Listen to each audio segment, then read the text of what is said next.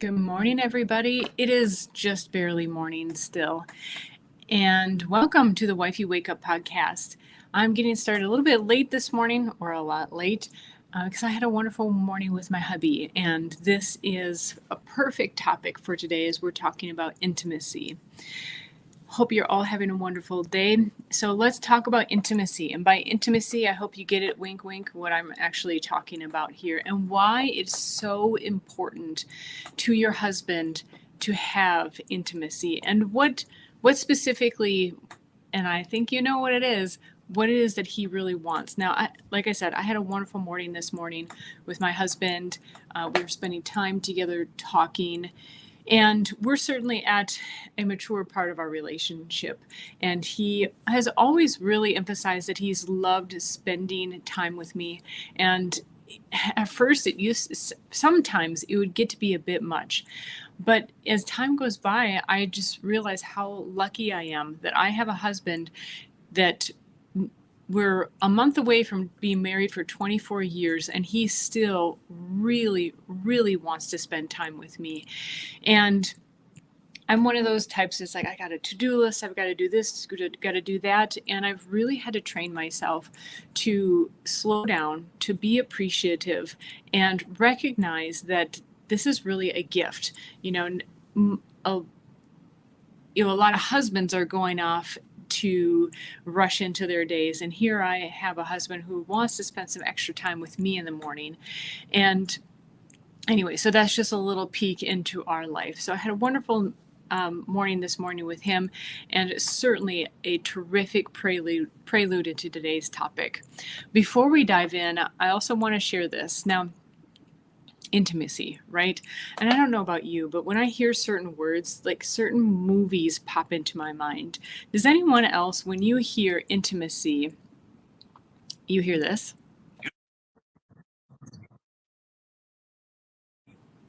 That's worth rewatching.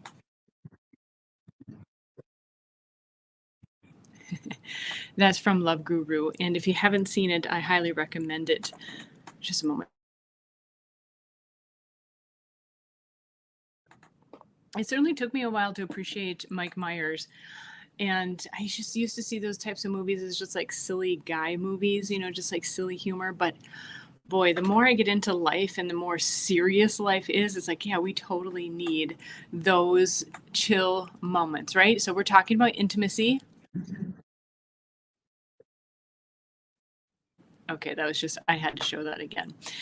And so when I say intimacy, my husband and I will even say this to each other. We'll repeat those lines, into me, I see. But really, intimacy is about the other person. I would say Love Guru is great. I do suggest watching it, but I think intimacy is more about paying attention to the other person, your partner. And partner, I don't usually like saying that. I do really mean your husband or your wife, and in this particular instance, of course, I'm talking about the husband. And it's so important to him. It took me years, over a decade of marriage, to really understand why intimacy is so important to my husband. I used to think, gosh, he's just a horny toad and won't leave me alone. And I just was fed up for a long time without really seeing how much he was trying to connect with me, and that is his way of feeling loved, connection, and it goes really beyond that. So I'm going to go back to my notes so I don't have a tendency to ramble on. Fortunately, however, my husband's a very good and clear communicator, and so he eventually successfully relayed to me. It's not a diss against his communication skills. It's more like getting it through this thick head, that he was not just chasing me around the house, so to speak, because he was the proverbial horny toad, just, guy wanting the physical stuff, right? I finally understood that is his way and most guys' way of feeling connection with their loved, with their wife in particular. Okay. And so I'm gonna lay these out real succinctly here. So what I had to come understand is that physical intimacy is how my husband feels love and connection with me, similar to how I may want to talk with him, spend time with him. he needs that one-on-one time, physical connection to really feel the love and connection. Next, being turned down is disappointing, first of all. So if I turn him down, one, that's disappointing. Two, being serviced is okay on occasion because, there is that need. There still is, I love you and I'm doing this for you. But that after a while, if you're just servicing him, he knows that, right? He knows that if you're not feeling that connection with him and you're just doing it feeling out of obligation, the best way that you can be there with and for him and show him your love for him is to be enthusiastic, to love and desire to be with him, and even to initiate. That will go such a long way to show your love for him. Also, the other little things that you can do are those little touches. I learned pretty early on in our marriage that my husband's primary love language is physical touch. So I knew that in my mind, but again, all this I was just learning on a deeper level. I had to learn through actually talking about it with him, what it really means to him. And so when I touch his arm, or he's driving, I'm touching his leg or rubbing the back of his neck, or we're sitting and watching a movie and I'm rubbing his feet, of course it feels good, right?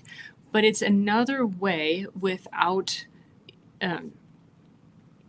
within the context of the environment, that I can show my love and appreciation for him. So that's something else that I had to really see on another level. It wasn't just he was asking me to service him, or rub my feet, or rub, you're my personal massage therapist. No, it's about he wanted that connection. He wants that from me. He was particularly not going to a massage parlor, and even to the degree that I still cut his hair. We can afford, early on it was because we couldn't afford anyone else, but he says specifically that he wants me to cut his hair also, so that it's not, because and there isn't any intimate interaction between him and another woman. That's him protecting our relationship. And I can certainly do that once a month for him. And last but not least, the overarching theme is he wants and needs to be desired, touched and loved by me. So the way that is conveyed most clearly, most strongly, in the way that makes sense to his whole being is through intimacy. Like I said, context dependent, right? There are some places where, just a touch on the hand or the back of the neck is appropriate. But by all means, when you're at home, doing and being more. Now, there's also, and I didn't have this in my notes, but I'm going to go off on this tangent a little bit. You might not be in the mood, right? There's so many circumstances, like you have things on your mind, there are things to do. And that's where, as a woman, it's something that I had to do this morning. I was thought to myself, I've got to get to my book work. I've got 3 months of QuickBooks transactions to get through and update. I've got my podcast still. I want to go to the gym, grocery store. Now I just remembered that too. And I thought, you know what?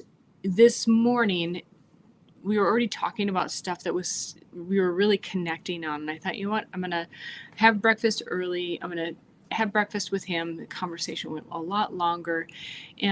But you can't buy back those times. I can push out doing the book work another time. I can push out my podcast and do it a little bit later today. I can answer emails at another time. But as far as having a quality conversation, quality time together, that's what, even for me, then helps build that connection. So later when we do join in a more intimate time, I'm more prepared as well because we've had that time to connect. And I think overall, we women, if we could slow down a bit more, we could appreciate those hugs from behind, or those little hints, those other gestures that he makes. that are his calls for attention that would seem more like invitations, and also him saying, I love you, him saying, I want you, I desire you. And so that you're not only more receptive, but are in more of a state then to reciprocate that as well.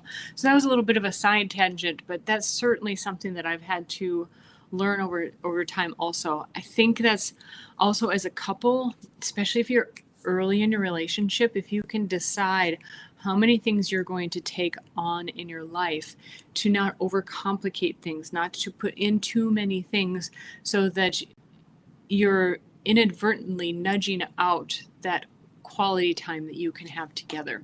Okay, that wasn't my notes, but I think it was worth mentioning. If you'd like to hear more on that, let me know in the comments and I can make a whole podcast more about that. So men and women are very different, okay? And I think when we just acknowledge that, then we can start opening up to receiving and seeing how we are different and how that's a beautiful thing. Women, I think we know we need that warming up, right? We need the foreplay.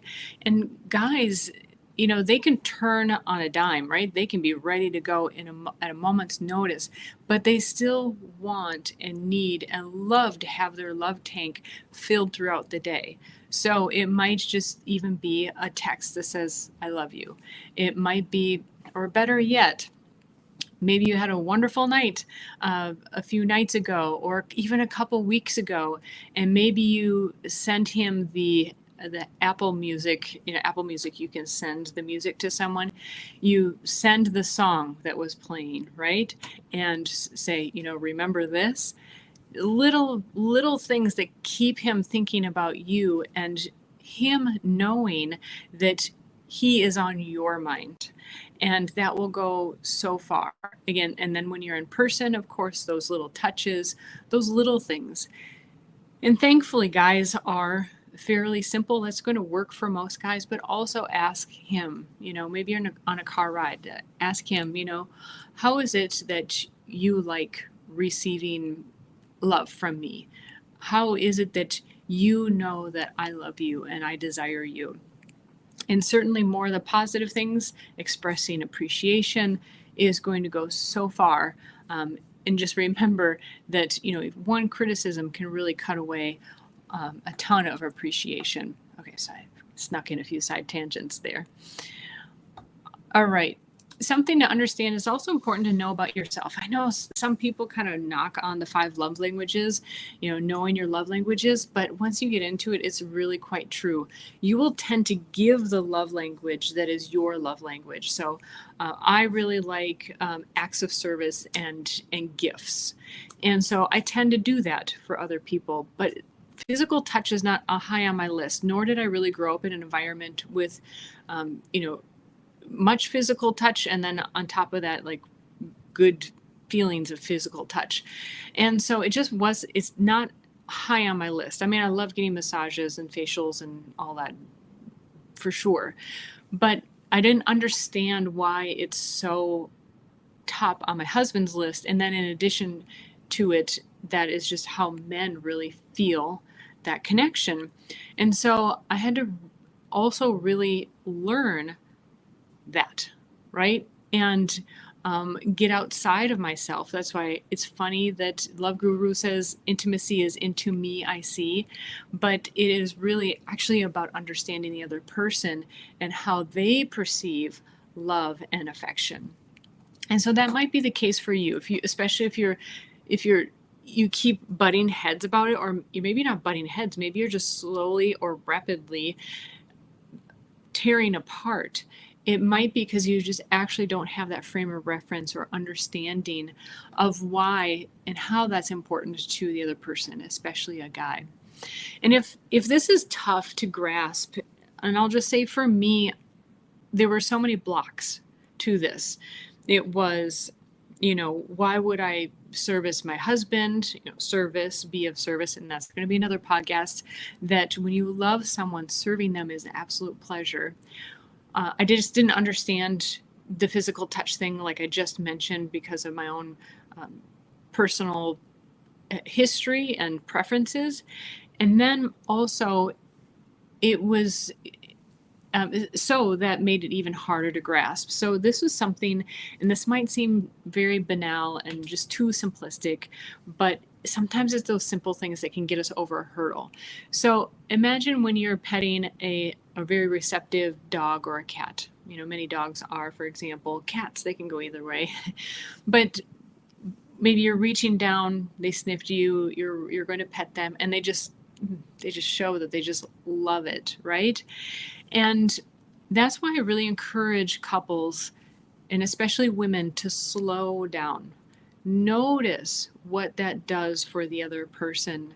And when you can receive pleasure out of seeing them experience pleasure, particularly, right, they're the person you love the most, right? They're your life partner, they're the one. When you slow down enough to witness them experiencing that pleasure, it's pleasing to you, just like similar to petting that dog or cat, for example. And you just see that, they'll even move their body so that you get to the spots that they really enjoy, or, to help you out.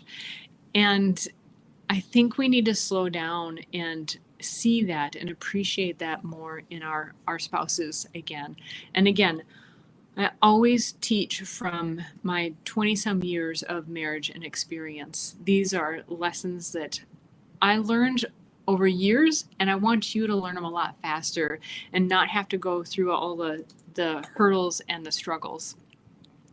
So, number one, maybe we can just start out with removing the mental roadblock that his desire for physical affection, for intimacy, is not just because he's a horny toad, okay? He's actually wanting more, and maybe he can't communicate it. Maybe he doesn't even know that that's what he's desiring. But thankfully, I learned that through my husband communicating it. I also do a lot of reading and studying elsewhere in what men are talking about. And so if you as a wife are having a hard time grasping that, first of all, it just seems like, oh, he's so annoying, why is he going after me all the time? Well, you'll be very sorry if he starts turning away, and especially if he starts going to someone else. And so that's why I want to share this very imperative information with you, so that you can at the very least just do an assessment if maybe it's your perceptions that are off, not that his way of communicating is off. That's just how he knows how to communicate. All right, I'm going to end it there. There's so many more things I could say, but I think that was wrapped up pretty well. But I always love hearing from you. So if you have a question, an experience, especially a comment, please comment in the comment section. Please like, subscribe, share this with a friend that you think would enjoy this or find helpful. Maybe your spouse might find this helpful. And definitely check out in the description as well. There are ways to connect with me. And if you need some help in your relationship, I offer consultations as well. It's simply, I'm simply a text away, a chat away, or a video conference call away as well. Have a wonderful day, everybody, and take care.